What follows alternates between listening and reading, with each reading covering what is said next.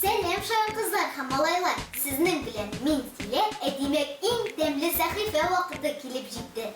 Bugün men sizni bek üzünçelikli retsept bilen tanıştıram.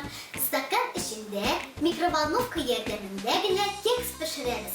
Bizga kerak bo'lajak 4 osh qoshiqi un, 4 osh qoshiqi shakar qima, 3 osh qoshiqi kakao, yarım çay qoshiqi razrıhlitel, 1 shimitim tuz, 1 yumurta, 3 osh qoshiqi süt, 1 osh qoshiqi semenka moyi.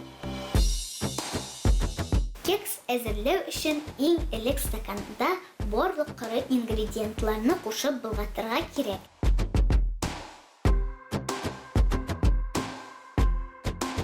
Олар өстенә сөт кыябыз, йомырка болгатып солабыз һәм үсемлек мое истибез.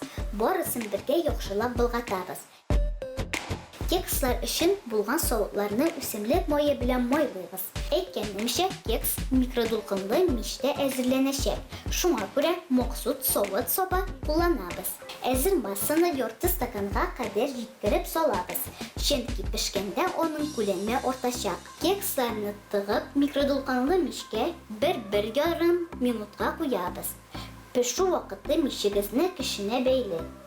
Мичегез күпме кичлерәк, кекс шулай азрак пешер.